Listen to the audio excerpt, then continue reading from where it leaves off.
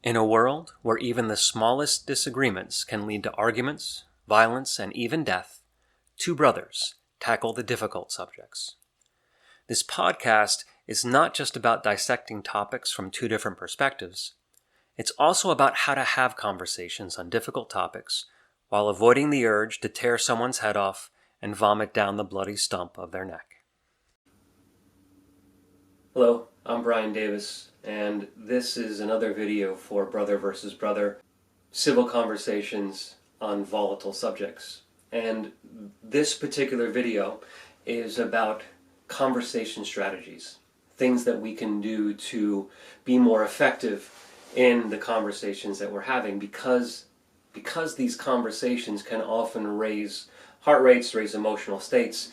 It's easy to be less effective, either when we're more emotional or when the person we're talking to is more emotional.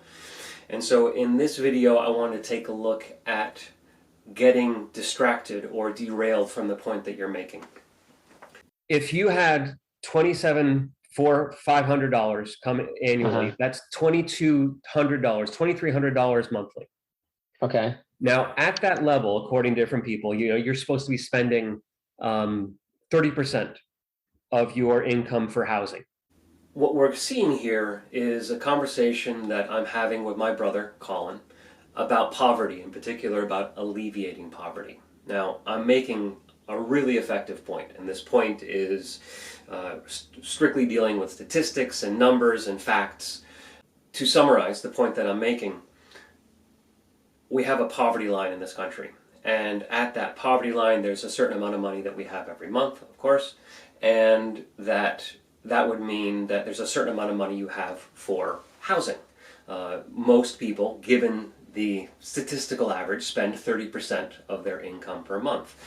Now, for a family of four at the poverty level, that means that you would have about $550 or so to apply towards rent.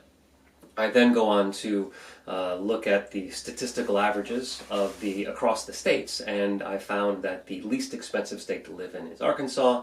The average two-bedroom apartment is $800 and something a month.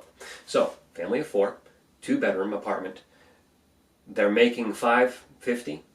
They need to spend on average $8 something in the least expensive state in the nation. I feel like it's a pretty valid point. Colin responds to that by talking about the fact that the reason why housing is so expensive is that we have a lot of government regulation. I think the danger is the government creates a ton of problems. It raises prices, and then we say, hey, we need the government to help these people because otherwise they couldn't survive. You know what I mean? Where you can build, how dense you can build or how dense you can build housing, all things. Valid points. The conversation then veers into government involvement, and where maybe in restricting some things like free markets, and somehow we end up in healthcare.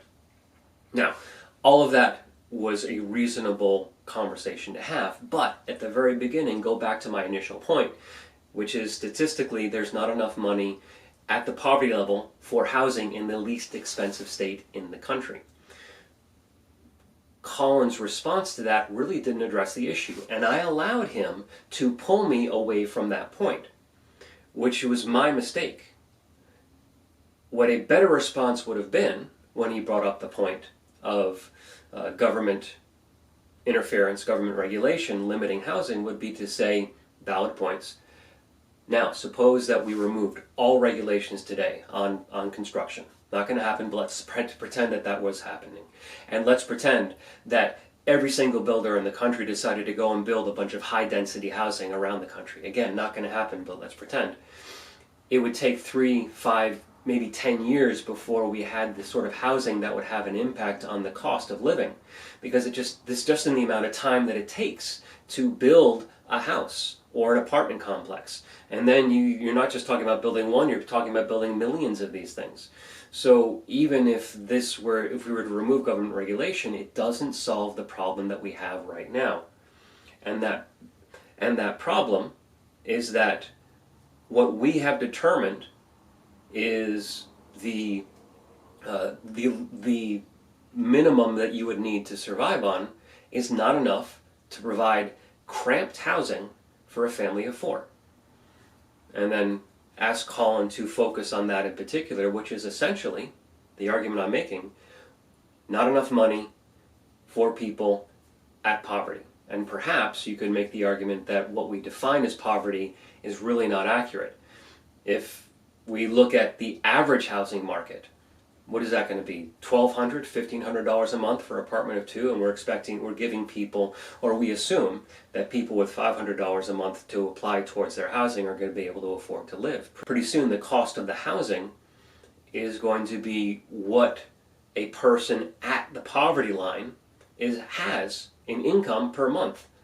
And that's at the poverty line. There are people that live below the poverty line.